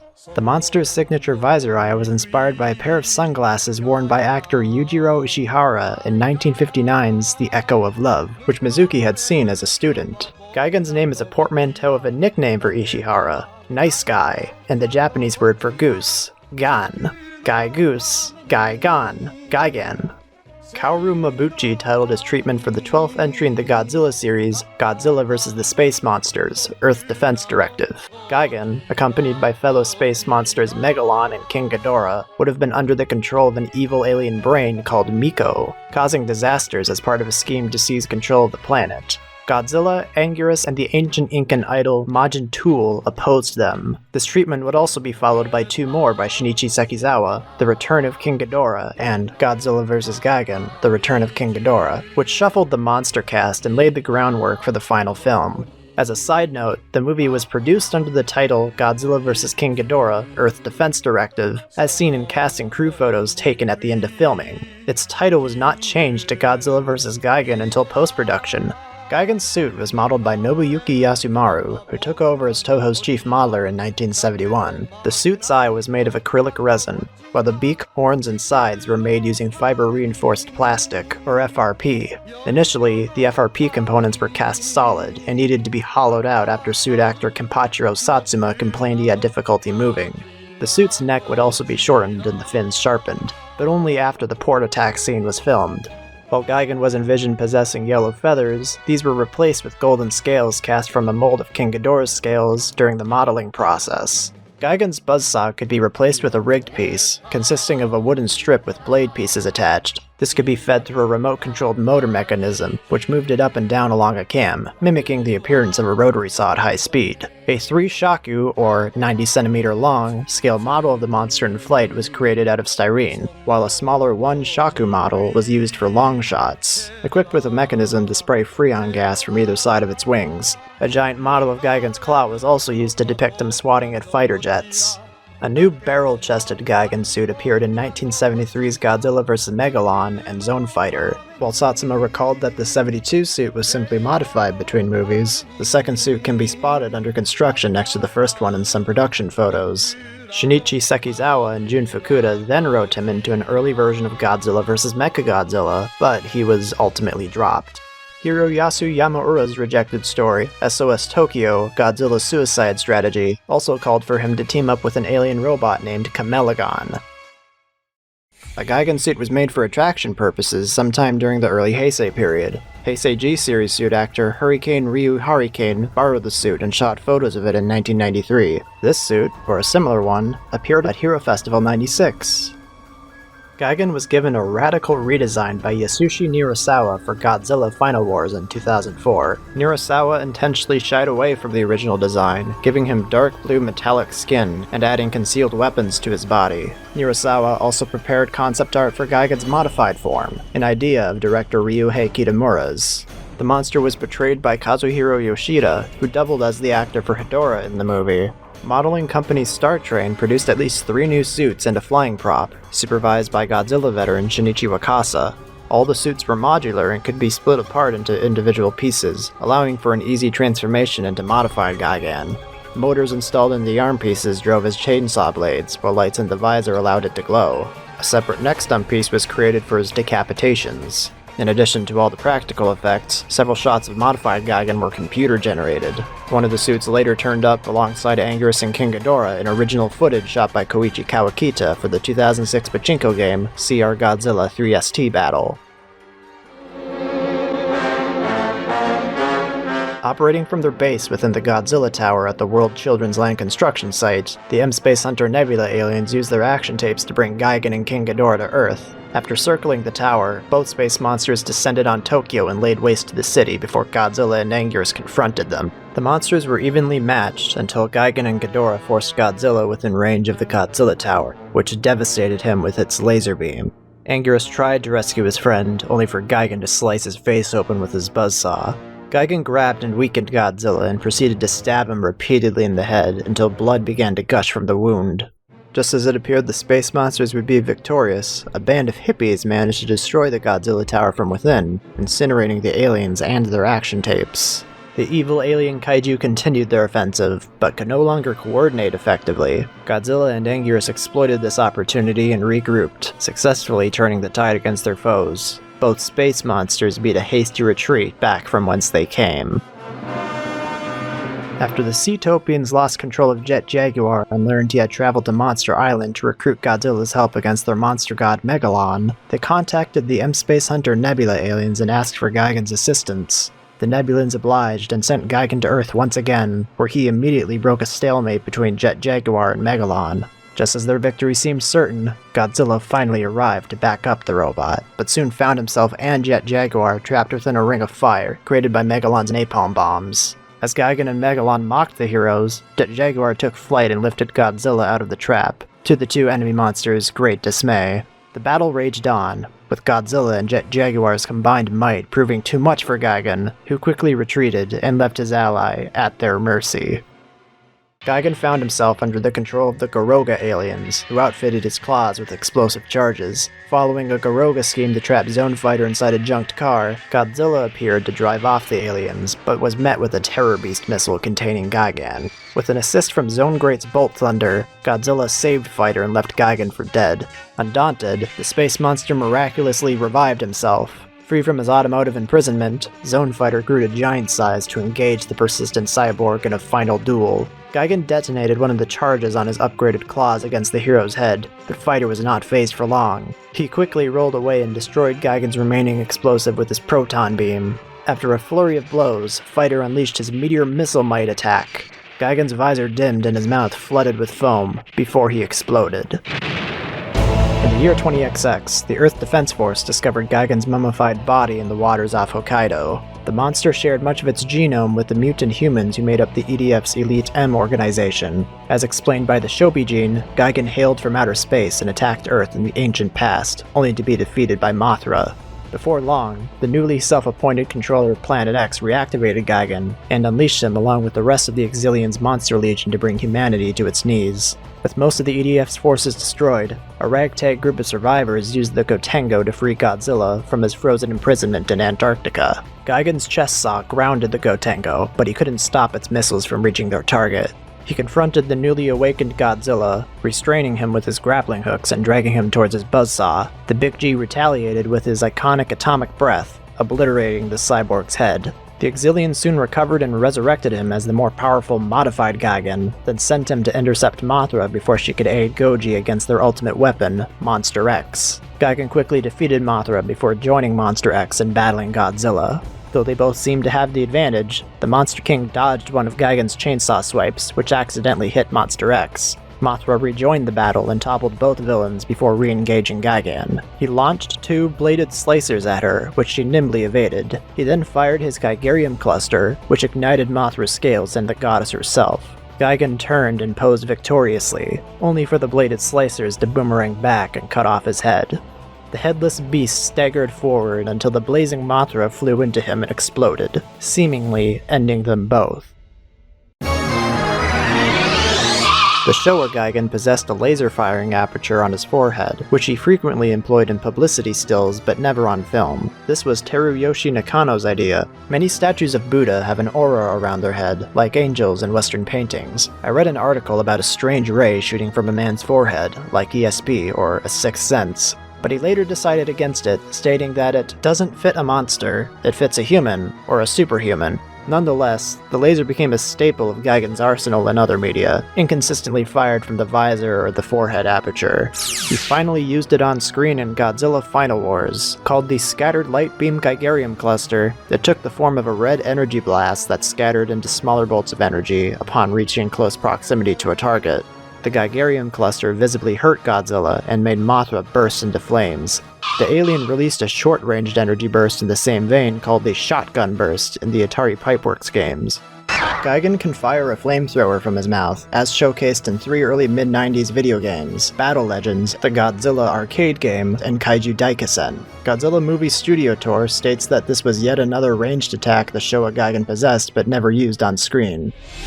In both series, Gigan could achieve flight at speeds of Mach 3. By encasing himself in a diamond-like structure, the Showa Gigan could fly through space at Mach 400. In the Atari Pipeworks Godzilla games, Gigan is only able to fly for short distances and instead favors teleportation, which positions him behind enemy monsters. Gigan's most commonly used weapons were a pair of hooked appendages called hammer hands or hammer claws. He used these frequently to batter and stab opponents or slice through jets and buildings with ease. In Zone Fighter, they were tipped with single-use explosive charges. In Godzilla Destroy All Monsters Melee and Save the Earth, his rage attack, Whirlwind Assault, allows him to energize them and significantly ups their range. For Gigan's redesign in Godzilla Final Wars, the hammer hands became more like blades, dubbed the Bloody Triggers. The undersides of these appendages housed dual grappling hooks, and they were called hooking anchors. He used these to bind Godzilla and drag him towards his buzzsaw. While converting him into modified Gigan, the Exilians replaced his bloody triggers with double-pronged bloody chainsaws. They proved effective against both friend and foe, and he even used them as treads to charge Mothra in the face of her gale force winds. Gigan's tail is tipped with a metal spike. While he never used it in combat in the Showa series, in Final Wars it gained a few extra spikes and stabbed Mothra like a scorpion. In Zone Fighter, he bit down on Godzilla's tail in a last-ditch attack, managing to hang on even after the Monster King repeatedly slammed him to the ground. Gigan had a circular buzzsaw-like rotating cutter mounted in his chest, which can slice through buildings and pierce the skin of other kaiju. In Godzilla Final Wars, the buzzsaw is called the Bladed Cutter. Gigan used it to disable the Gotengo's main engine, and later attempted to pull Godzilla into it with his hooking anchors. In Final Wars, modified Gigan could launch rotating razor-sharp discs called Bladed Slicers from 2 slots on his chest. This attack proved to be Gigan's undoing, as after missing Mothra, the slicers boomeranged back and severed his head. The Final War script seems to indicate the slicers boomeranged naturally, making Gigan out to be a huge moron for forgetting they would do that. In Zone Fighter, Gigan sprang to his feet using the ninja revival technique after Goji defeated him. There are conflicting accounts of what exactly happened here. One book describes him as immortal and says he was simply playing dead. Another clarifies, Gigan is immortal as long as both of his claws are unscathed. However the Garogas accomplished that, they didn't think it through, as the monster himself absent-mindedly damaged one of his claws by hitting Zone Fighter with an explosive charge. The hero swiftly targeted the other with a meteor proton beam and then killed him with meteor missile might. Either way, this technique was included in the Super Famicom fighting game Kaiju Daikasen. The Showa Gigan fled from maser beams, and Godzilla's atomic breath reliably knocked him out of the sky. The Final Wars Gigan survived one blast of Godzilla's atomic breath, but the follow-up took his head off. The second demise happened under unusual circumstances, to say the least. Gigan has made a whopping 26 appearances in Godzilla video games as of 2020, as well as several mobile game crossovers. He debuted as a boss in Godzilla Monster of Monsters, where his extended chest saw made him a formidable challenge. Gigan was also a playable monster in the Atari Pipeworks trilogy. In the first 2 games and the PlayStation 2 version of Unleashed, he possessed his Showa design, while the Wii version used his Millennium design. Half a decade ago, modified Gigan made his gaming debut in Bandai Namco's Godzilla, becoming a playable character in the enhanced PS4 version. Gigan was featured in the 1997 television series Godzilla Island, in which he was uncharacteristically portrayed as a heroic monster. Initially a pawn of the Exilians, Gigan had a change of heart after being defeated by Godzilla, and returned in a later story arc to help him defeat Destoroyah and Megalon. In his final appearance, he landed the killing blow against the shape-shifting monster Dororine. The alien has also made frequent appearances in the ongoing puppet series Godziban. In his initial appearances, he terrorized the cast, only to fall into a hole dug by Baragon, which Anguirus quickly paved over. Since then, Little has doggedly tried to become his friend. Gigan has had more forms than the 3 rendered through the medium of film. The 90s collectible card series Toy Card invented Gigan Mark II and Full Metal Gigan, while TV Magazine showcased a Bandai figure of the heavily armored Armed Gigan, featuring a gun in place of a scythe, around the release of Final Wars. Godzilla Rulers of Earth marked the first time Gigan cycles through his movie looks on screen, or on page. Though his bio from the instruction manual of the Wii version of Godzilla Unleashed does state he was upgraded using the latest Vortok technology, referencing the previous 2 games using the Showa look. The anime prequel novel, Godzilla Project Mechagodzilla, did the whole rebuild Gigan as he got wrecked thing too, with him starting out as a fully organic beast from the Siberian seabed. In an interview, author Renji Oki explained an idea which anime trilogy writer Gen Urobuchi had for Gigan that could never be used. A worker's monster, modified by former Soviet scientists, with one of his hands a hammer and the other a sickle. Naturally debuting in the manga adaptations of his film, Gigan also featured in a Zone Fighter manga, as well as CinemaShare's tie-in comic for Godzilla vs. Megalon, which inexplicably called him Borodan, as well as Kodansha's Godzilla King of the Monsters manga. He became a frequent presence in IDW's Godzilla comics. After a cameo in Godzilla Legends Issue 1, he attacked the Earth alongside Space Godzilla, Monster X, and Hedorah in Godzilla Ongoing. When the Earth's monsters launched a counteroffensive, Rodan and Anguirus defeated him in Hong Kong by shattering his visor. In the follow-up series, Rulers of Earth, the damaged Gigan had a brief confrontation with Kamunga before the Cryog aliens recovered and upgraded him. Upon liberating the Millennium UFO from Area 51, he battled Godzilla, Mogira, Jet Jaguar, and an out-of-control Orca in Las Vegas, with Godzilla and Jet Jaguar forcing his retreat. The Cryogs next used him to defend their fleet against his former ally, Space Godzilla, but he was badly damaged and beaten. The Cryog commander Raizon rescued and modified Gigan once more, then unleashed him against the Cryog Emperor Kakaro. After destroying his fleet, Gigan made a beeline for Jet Jaguar, and lost again. Still, he escaped the melee in Los Angeles with his life, and the final page of the series showed him under repair in a secret base alongside a lone Mechagodzilla.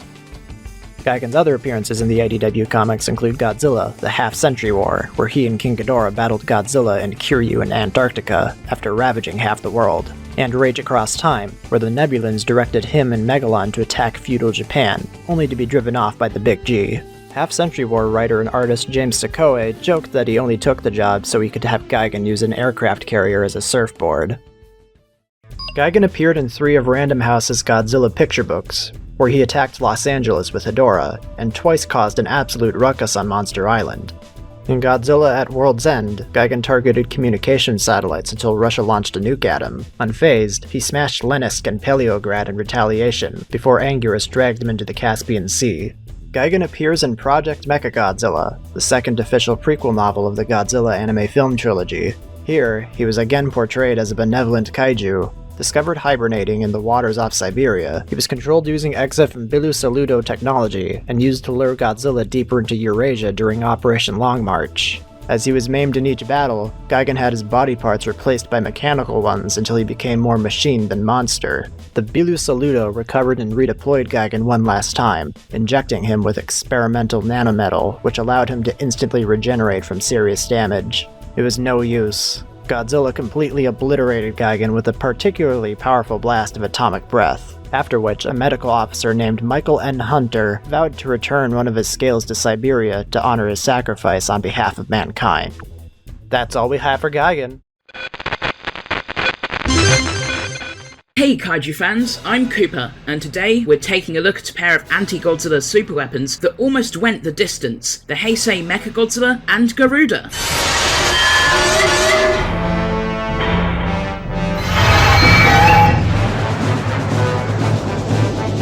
Following the successful revivals of Mothra and King Ghidorah in the 3rd and 4th films of the Heisei series, Toho decided to bring back another of Godzilla's classic foes in 1993, Mechagodzilla. With the King of the Monsters once again a threat to mankind rather than a hero like in the 70s films, a role reversal was necessary. Instead of an alien war machine, Mecha-G became a weapon built by humans to defend Japan from Godzilla. Their study of technology recovered from the remains of Mecha King Ghidorah made this huge technological leap possible.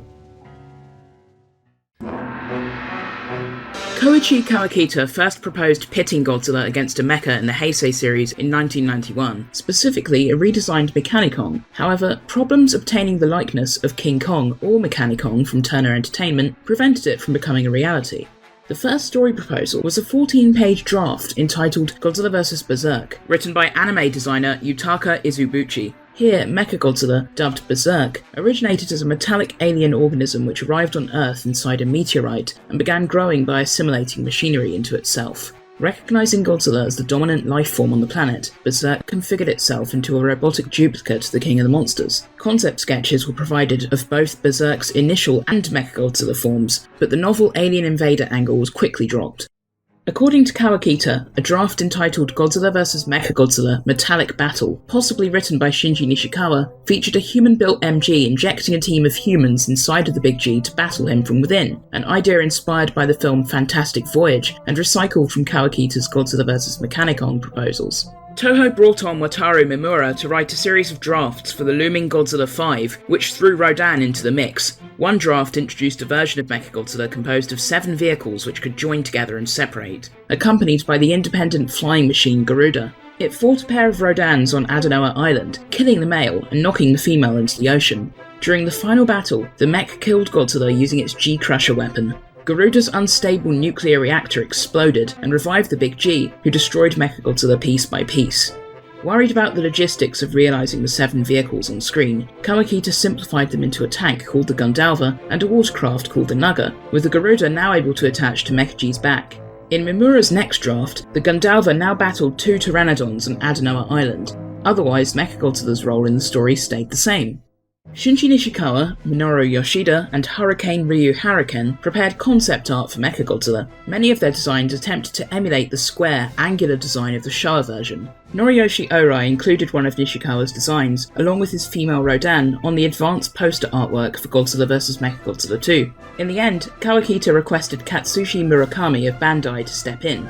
He favoured a futuristic curved and shiny silver appearance in place of a gritty angular look.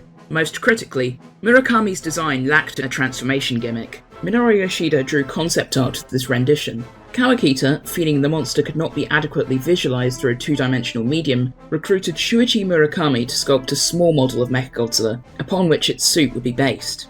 A team from Cosmo Productions made the suit. They sculpted the head in clay, while its body was prototyped with styrofoam so that moulds could be created. The final product was cast in fibre-reinforced plastic, a rigid yet lightweight material which gave the illusion of a metallic surface. Because the suit took a great deal of time and effort to be repaired, the filmmakers avoided filming scenes involving intense physical combat with the suit so that it would not get scratched. This translated on screen to Mechagodzilla's reliance on ranged combat, an aversion to fighting in close quarters. Nonetheless, Godzilla popped his head off during filming of the final battle, an accidental homage to the machine's previous films.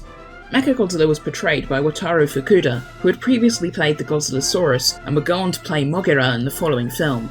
Masaharu Ogawa and his company Ogawa Modeling created and designed the Garuda. As with Mechagodzilla, small reference models were created to aid in the production of the props. They created 3 at 1:1 scale, one with its cannons extended for hangar and flying scenes, one with the ability to fold the cannons down, and a lighter one with the cannons fully folded to attach to the back of the MG suit. The 1:1 scale flying prop, which measured about 38 centimeters, was equipped with a Freon gas assembly to spray streams of gas from its jets. At least one half-scale prop was produced. A flying miniature was also used for Mechagodzilla, created by Ogawa. 2 of the flying Garuda props returned in the Sanrio Puroland short Monster Planet of Godzilla, for which they were modified to become the ships Earth and Planet. Early drafts for Godzilla vs. Space Godzilla included a new second Garuda, but it evolved into the Star Falcon. Kawakita's team considered remodelling the Earth miniature again, but decided to create a new prop entirely. In 1992, the UN formed the United Nations Godzilla Countermeasures Center and its military branch G-Force to combat the threat posed to humanity by Godzilla. The first weapon completed by the organisation was an aerial warcraft called the Garuda. However, its firepower was limited. A far more powerful machine was required to stand up to the King of the Monsters. A breakthrough came when the UNGCC salvaged the wreckage of Mecha King Ghidorah, a cyborg constructed in the 23rd century, and reverse-engineered its technology to build a powerful new robot in Godzilla's image. Dubbed Mechagodzilla, it was completed in 1994. Kazuma Aoki, a robotics engineer who helped build the Garuda, was assigned to be part of the mech's crew, led by Captain Takuya Sasaki. When Godzilla surfaced at Yokkaichi, Aoki was in Kyoto attending to the newly hatched Godzillasaurus at a scientific institute there, requiring a backup pilot to be assigned to the mech. Mecha-G engaged Godzilla in the countryside and seemed to have the upper hand, absorbing and redirecting his atomic breath. The robot speared Godzilla with its shock anchor cables, releasing a crippling electrical discharge into the beast. However, he managed to reverse the flow of energy, causing Mechagodzilla to short-circuit. The kaiju knocked his mechanical double to the ground and continued on his way to Kyoto. With Mechagodzilla undergoing heavy repairs, Aoki was stripped of his position on the machine's crew and assigned to the UNGCC parking garage. In his spare time, he developed several potential modifications to the Garuda and showed them to Dr. Leo Asimov, the lead robotics professor on Mechagodzilla. Asimov concluded they would work. Aoki was promptly reassigned, while G-Force made an important discovery. The infant Godzillasaurus held by the UNGCC, named Baby Godzilla, had a secondary brain in his hip area, which controlled motor function in his lower body. No doubt Godzilla possessed this structure as well. A plan codenamed G-Crusher was drafted to use Baby to lure the Big G to the remote Ogasawara Islands. G-Force saw Miki Saigusa's psychic abilities as essential, though she was reluctant to play a part in the monster's destruction. No sooner had Baby and his caretaker Azusa Gojo taken flight than the revived Fire Rodan intercepted the canister holding them and touched down in the Makuhari Bay area, trying to break it open. Mechagodzilla sortied against the winged monster, with Aoki providing support in the Garuda. Though Rodan managed to knock Garuda out of the sky and deal some damage to Mecha-G up close, the machine's plasma grenade mortally wounded him. As Rodan fell, Godzilla surfaced from the bay to challenge his counterpart. The two behemoths fired their beam weapons at each other, which locked in mid-air and exploded. Stunned by the explosion, Mecha-G was helpless as the Big G pummeled it. Aoki managed to repair Garuda and got Godzilla off MG's back. The mech combined with Garuda, forming Super Mechagodzilla. As it kept the Monster King off balance with its expanded arsenal, Miki hesitated before targeting and firing its shock anchors into his second brain, shattering it and making him collapse to the ground. The robot attempted to finish him off by firing all of its weapons, but the onslaught made Baby Godzilla cry out to the wounded Rodan. The Pteranodon flew overhead and was shot down by MG's Mega Buster, falling on top of Godzilla. Rodan miraculously began transferring his energy into the dying Godzilla, reconstituting his brain and completely revitalizing him. The King of the Monsters stood up and started emitting intense waves of heat that melted Mechagodzilla's artificial diamond armor. It prepared for a desperate final clash, firing its Mega Buster to counter Godzilla's new red spiral uranium heat ray. The beams clashed and exploded, this time with Goji triumphant. He unleashed his heat ray at Mechagodzilla, knocking it into a building before it finally exploded. Despite the onboard AI saying otherwise, all of Mechagodzilla's crew survived unharmed. Beyond that, the robot turned up in the television series Adventure Godzilla 2, which began airing 2 months before the movie hit theatres, and Godzilla Island, where it was operated by the monster protection organisation G-Guard. The Godziban team made a puppet of it, but it hasn't turned up in the show at this time of writing. Mechagodzilla's Mega Buster was a rainbow-coloured beam fired from its mouth, equal in power to Godzilla's atomic breath. The weapon was prone to overheating if fired for too long. It became temporarily unusable following a 10-second beam lock, but was made operational again after Mechagodzilla combined with Garuda. Mechagodzilla's eyes were armed with twin laser cannons, which it only used during its first battle against Godzilla. It lost the ability to fire from the right eye after Fire Rodan damaged it with his beak, but the cannon was restored once Mechagodzilla combined with Garuda. Mechagodzilla had 2 shock anchor harpoons loaded into its arms, which were fired into a target and used to deliver a powerful electric surge. Effective against Godzilla at first, they proved to be Mecha-G's undoing in their first battle, as the King of the Monsters managed to reverse the flow of energy into his opponent. The shock anchors were later upgraded into the more powerful G-Crusher system, which delivered a shock in excess of the original shock anchor's voltage, and was designed specifically to target and destroy Godzilla's secondary brain, requiring the psychic assistance of Miki Saigusa. It was successful in doing so, nearly allowing Mechagodzilla to kill the King of the Monsters before Rodan's intervention. Mechagodzilla fired paralyzer missiles from 2 3-cell rocket launchers on its shoulders, each able to hold 60 missiles at a time. These stunned Godzilla during their first battle before the shock anchors were utilised. The robot could also fire tranquilizer missiles laced with anesthetics and tranquilizers from ports on both of its hips. The diamond coating over Mechagodzilla's NT1 alloy armor rendered Godzilla's atomic breath and Fire Rodan's uranium heat ray effectively harmless. The mech absorbed their energy and converted it into plasma, then stored and amplified it in a port in its abdomen before unleashing it in an attack called the Plasma Grenade. Tremendously powerful, it knocked Godzilla down and mortally wounded Fire Rodan. Since this weapon generated a tremendous amount of heat, it couldn't be fired continuously and had to be treated with an extremely potent coolant. After the robot's diamond coating melted, it became unable to absorb enemy attacks and used the plasma grenade. Though Mechagodzilla could fly at Mach 1, during combat it mostly used its jets to keep its distance from enemies in a maneuver known as the hover attack. Upon becoming Super MG, its flight speed can reach up to Mach 2. On its own, the Garuda's top flight speed was Mach 3. Garuda was armed only with a pair of high-power maser beam cannons, which became mounted on Super Mechagodzilla's shoulders. They were sufficient to get Fire Rodan and Godzilla's attention, but lacked the power for Garuda to survive such an encounter without Mechagodzilla's support. For all its powerful weapons, Mechagodzilla lacked any real hand-to-hand capabilities, only managing a single jet-powered ram against Godzilla. Before it became Super Mechagodzilla, unexpected malfunctions caused it to shut down twice, allowing Godzilla to savage the machine up close.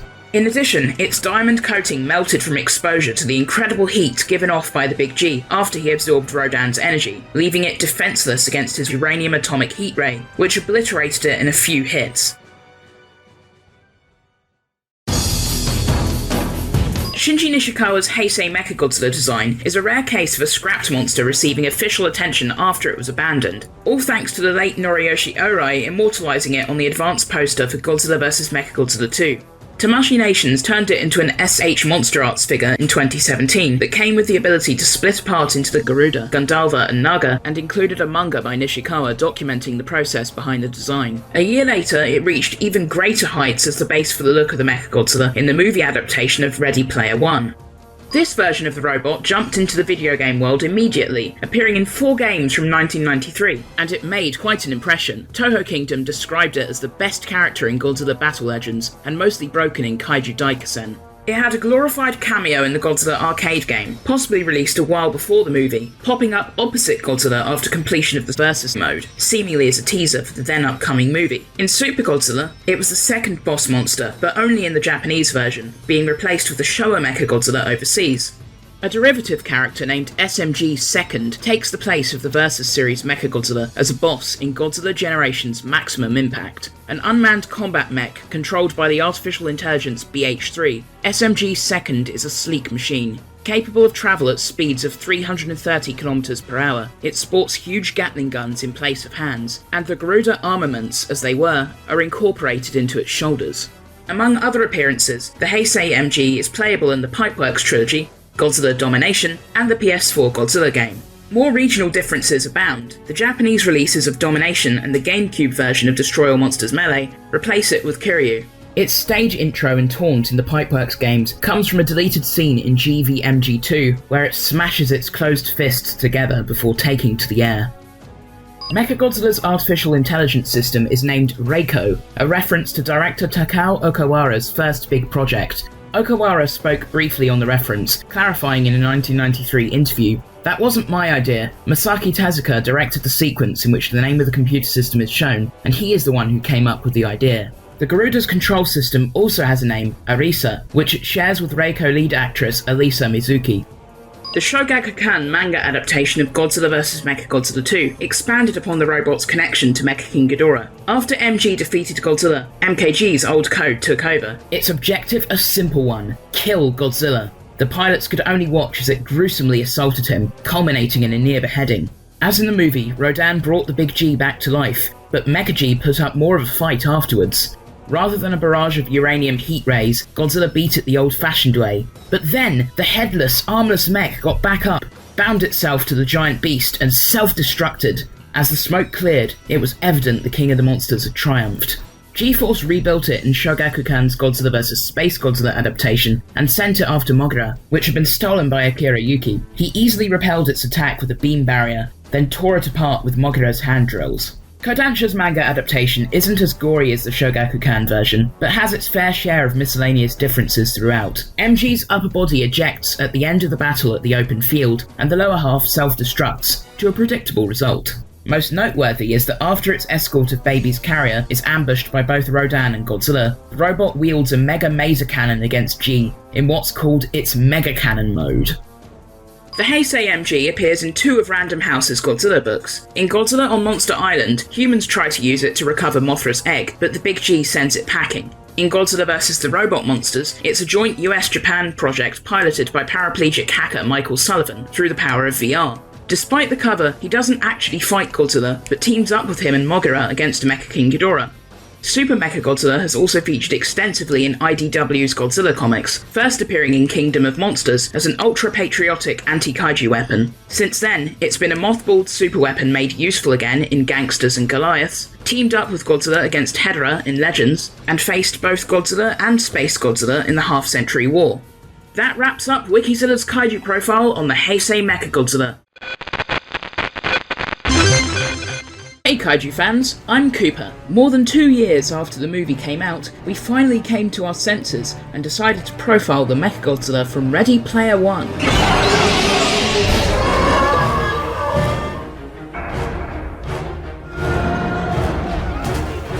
Since Mechagodzilla doesn't show up until the end of Ernest Cline's book and Steven Spielberg's movie, a bit of context is necessary. It's the mid-2040s, and Earth has become a pretty miserable place. Most of humanity can only find solace in the Oasis, a virtual reality massively multiplayer online game. 5 years ago, Oasis creator James Halliday passed away, but revealed in a pre-recorded message that he hid an Easter egg in his game for the world to hunt for. The first person to find it will inherit his entire fortune and absolute control of the Oasis. Innovative Online Industries, the world's leading internet service provider, has an entire department dedicated to finding the egg so they can relentlessly monetize the game. Opposing IOI, but also competing amongst themselves, are a motley crew called Gunters, who study the pop culture of Halliday's 80s adolescence for clues. Of course, IOI doesn't play fair, trying to assassinate the most prominent Gunters in both the Oasis and the real world. Mechagodzilla is one of the company's in-game trump cards, an incredibly powerful artifact possessed by Nolan Sorrento, the company's head of operations. In the Ready Player One book, Mechagodzilla simply looks like Kiryu, although it's unclear whether it's the original model from Godzilla against Mechagodzilla or the modified version in Tokyo SOS. For consistency's sake, this video will represent it with the latter. Jared Krichevsky designed a new Mechagodzilla for the film adaptation. Toho Kingdom President Joshua Sudomersky spoke with him shortly after its theatrical run began. I'll let him explain what he learned. Regarding why Kiryu or another pre-existing design wasn't used, he could only assume it was due to legal reasons. He actually submitted his own original Mechagodzilla designs early on, but was requested to make some that were closer to the classic or Showa incarnations. As expected, Toho had to approve of everything sent in, so he had to find a happy medium between something Steven Spielberg wanted and something Toho would permit. He also mentioned how Digital Domain did a lot of work when it came to making the final design pretty different looking. Brought up to him how many people have noticed the similarities between his design to Noriyoshi Orai's 1993 poster Mechagodzilla, and it turns out it wasn't entirely unfounded. Surprisingly, it was per Toho's request. They forwarded Orai's work to him and said, "Make it like this." In any case, he was especially happy to hear people talking about the design and its inspirations. Unsurprisingly, this Mechagodzilla was a completely computer-generated character. Like everything else in the Oasis, it was animated by Industrial Light and Magic. Oh, and while it may or may not have been intentional, this magnificent machine also ended up resembling the Monsterverse Godzilla, right the way down to its breath weapon. A glimpse into the future? Maybe. Sorrento saved Mechagodzilla for the endgame. IOI had reached the final stage of Halliday's challenge, located in his abandoned castle. They were stumped, but to make sure no one else could figure it out, they set up an impenetrable force field around the stronghold. Out of options, the top Gunters, Parzival, Artemis, H and Shoto, plus Daito in the movie, joined forces. Contacting the entire Oasis, Parzival raised an army. In the book, he also managed to bring down the shield by infiltrating IOI in the real world, while Artemis pulled it off in the film. The stage was set for a robot battle for the ages. They all recognized this giant metal behemoth, and they all knew it was nearly indestructible. Mechagodzilla! Unencumbered by budget or licensing costs, Klein let all his heroes pilot vintage mechs obtained from an earlier phase of Halliday's challenge. Parzival in Leopardon, Artemis in Minerva X, H in an RX-78 Gundam, and Shoto in Raiden. Other IOI agents backed up Mechagodzilla in Fighter Mecha from Robotech, Evangelion units, and the Lions of Voltron, but fell quickly to enemy fire. Nothing short of Minerva X's Breastfire and Raiden's Godbreaker could dent Mechagodzilla, who retaliated with lightning from its mouth. The ray killed Shoto's avatar in Raiden and destroyed Leopardon too, though Parzival managed to eject in time. Mechagodzilla pursued him, but rather than fly into the safety of the castle, he decided Sorrento needed to be humbled. Using a rare artifact called the Beta Capsule, he transformed into Ultraman. The damaged mech was no match for the giant hero, who cleaved it in two with an Ultra Slice. Sorrento ejected in Mechagodzilla's head, but Ultraman took him out with his signature Spatium Ray. Spielberg wanted Ultraman for the movie as well, but Tsuburaya and UM Corporation were still embroiled in a legal battle over who owned the international rights to his show. Here's what Klein and Zach Penn came up with instead. H activated his custom Iron Giant for the final battle, while Daito used an artifact to turn into an RX-78 Gundam for 2 minutes, a nod to Ultraman's 3-minute colour timer. The Iron Giant was no match for Mechagodzilla, who knocked him aside before unleashing its flamethrower. Before Parzival and Artemis could slip past it, a tail whip totaled his DeLorean. Daito entered the battle as they tried fleeing on foot. Artemis headed towards the Iron Giant, while Parzival and Shoto continued towards the castle. Though the Gundam was an even match for Mechagodzilla, landing some solid hits with his beam saber, the time limit proved to be Daito's downfall. As he stood defiant, Mechagodzilla vaporized him, then trained its finger missiles on Parzival and Shoto. Just then, the Iron Giant leapt onto its back, causing its shots to go wild. With Artemis in the palm of his hand, he held the mech's head in place long enough for the gunter to shoot out one of its eyes with her pulse rifle. Before Sorrento could react, she tossed a mad ball grenade through the hole, killing his avatar and destroying Mechagodzilla.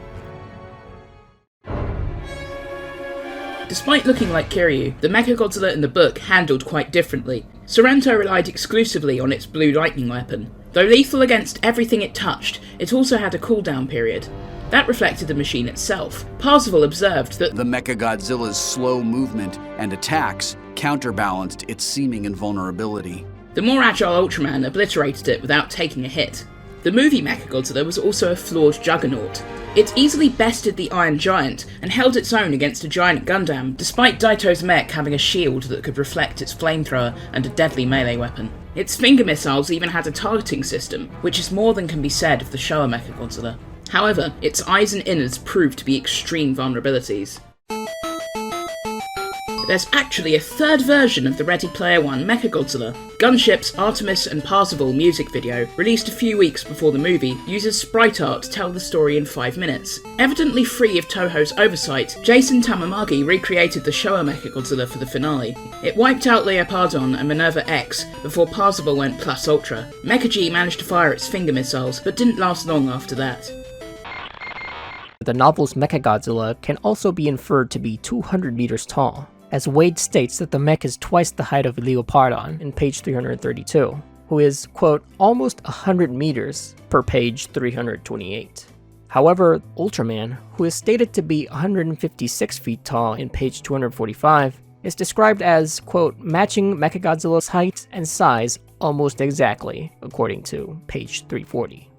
With Ready Player 2 due in November, the story of the Oasis isn't over, but that's all we have for now on its virtual Mechagodzilla.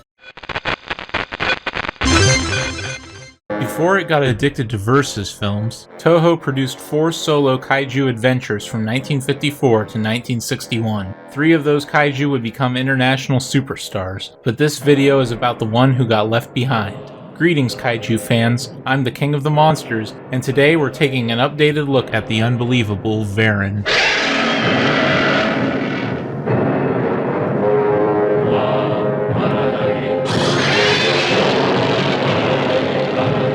Varan debuted in a self-titled 1958 film. A Mesozoic reptile known as a Varanopode, he emerged from Kitakami River and destroyed the nearby village before landing at Haneda Airport, where the JSDF killed him by tricking him into swallowing several powerful bombs. The movie was originally commissioned by an American studio as a TV movie, then was hastily transformed into a Japanese theatrical release after the studio went under. With a lower budget and generic script, it proved much less successful than its contemporaries at home and abroad. A 10-meter, 60-metric-ton youngster crossed over to the Godzilla series in Destroy All Monsters as one of the kaiju interned on Monsterland. Despite his abbreviated film career, Varan's memorable design has given him a sort of cult status among kaiju fans, and he was considered for at least 3 other roles that never came to be. Special effects director Eiji Tsuburaya initially conceived of Varan as a Godzilla Kappa hybrid, with Akira Watanabe working in the monster's ability to glide. Teizo Toshimitsu modeled Varan's head, the Yagi brothers Kanju and Yasue handled his body, and newcomer Keizo Murase created his skin, back, and claws. Murase constructed the scales on the monster's back out of peanut shells, while its spines were created from translucent tubing which was cut to size and wrapped in sheets of vinyl. The suit's eyes were similarly translucent, allowing built-in lights to shine through. Color photos of the suit showed that it was brown, while some publicity stills painted the beast green. Haruo Nakajima wore Varan's suit for most of his scenes, with Katsumi Tezuka stepping in for water scenes. Nakajima suffered his only major injury as a suit actor during filming. The truck that exploded underneath Varan badly burned his stomach. A flying prop and hand-operated puppet, or Gignal, both roughly 1/2 size, were employed to portray the monster in addition to the suit. The filmmakers recycled a few shots from Godzilla, specifically of the monster's feet and tail, plus a couple of erroneous frames. Either the prop or the puppet cameoed in the 1961 Toho comedy Cheers, Mr. Awamori. In All Monsters Attack Directive, an early script for Destroy All Monsters, Varan had a larger role, fighting alongside Rodan against King Ghidorah. Unfortunately, 10 years of decay had left his suit unusable. The filmmakers were only able to salvage the gliding prop, relegating Varan to only a few brief shots. It was featured alongside the movie's other monster suits and props in many publicity stills, highlighting how small it was. To explain this size discrepancy, contemporary sources chose to scale Varan to only 10 meters in height and state that he was a juvenile. A select few later or recent sources still give that height in the 60-ton weight, but most simply give the monster the 1958 incarnation stats. Shinichi Sekizawa's initial script for the 12th Godzilla film, titled The Return of King Ghidorah, featured Varan teaming up with Godzilla and Rodan to battle against King Ghidorah, Gigan, and the alien dragon Mogu. The villains were pawns of the evil alien brain Miko, who operated from the Godzilla Tower. Unfortunately, the lack of a usable Varan suit likely spelled his doom. Amazingly, Varan was in contention to be Godzilla's final opponent of the Heisei series. Godzilla vs. Giant Monster Varan, the first of countless story proposals for what became Godzilla vs. Destroya, featured Varan as the harbinger of the apocalypse who would emerge to destroy the world in the year 1999. Godzilla and his adopted son were to team up and defeat him. Varan's last shot came in Shusuke Kaneko's proposal for Godzilla against Varan, Baragon, and Anguirus, giant monsters all-out attack. Here, Varan was an ancient guardian monster known as Baradaki, the White Wind monster, who joined forces with the Golden Freezing monster Anguirus and the Red-Hot monster Baragora to defend Japan against Godzilla. The three guardian monsters, renamed Varan, Anguirus, and Baragon by the JSDF, would confront Godzilla in Yokohama. All three fell, but they wounded Godzilla enough for the Gotengo to finish him off. While Toho approved Kaneko's story, they requested that he add Mothra and King Ghidorah to increase the film's marketability. Kaneko obliged, giving Varan and Anguirus the axe and retaining Baragon in a reduced role for what became Godzilla, Mothra, and King Ghidorah, Giant Monsters All-Out Attack. But Varan happened to be the all-time favorite of the film's monster designer Fuyuki Shinada, who sculpted his facial fins onto the heads of the King Ghidorah suit. Varan is a trifibian monster. He crawls along solid land with ease and can move quickly underwater while remaining submerged for an extended period of time. Most unusually, he's capable of gliding flight through the use of winged membranes between his arms and legs, much like a flying squirrel. Varan glides at a speed of up to Mach 1.5, equivalent to the Showa Rodan's flight speed. The novel Godzilla 2000 by Mark Saraceni explains that the monster floats by separating hydrogen from water and storing it in sacs along his torso. Varan's combat abilities go largely untested in the movies. In Godzilla Unleashed, his gliding abilities allow him to perform acrobatic martial arts style moves, and he bested Rodan in single combat in Godzilla Rulers of Earth.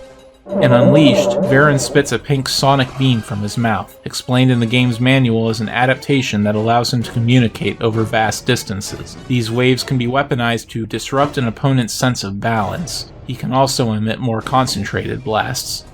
Varan's hide is impervious to conventional weapons. Drs. Sugimoto and Majima propose that his durability comes not from the thickness of his skin, but its flexibility, which allows it to withstand impacts from projectiles and explosives. However, he was stunned when a truck full of Dr. Fujimura's explosives detonated beneath him, and was ultimately killed when they were set off inside him. Following the discovery of a rare species of butterfly native to Siberia in the Tohoku region of Japan, Professor Sugimoto sent two of his students to the remote village of Iwaya to search it.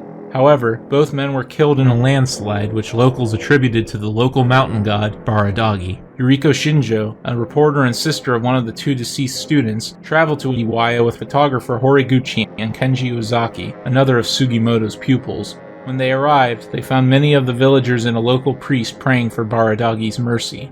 The trio tried to explain that Baradagi was a mere superstition, but the villagers were too afraid to even follow after Gen, a young boy who wandered beyond the village's boundaries to chase after his dog.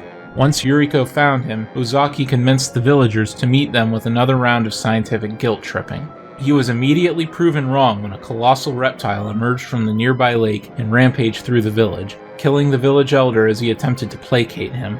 Ozaki identified the creature as a Varanopode, a giant reptile that lived from the Triassic through Cretaceous periods. In the wake of the attack, the JSDF wasted no time forming a defense line around the lake and firing chemical shells into it with mortars.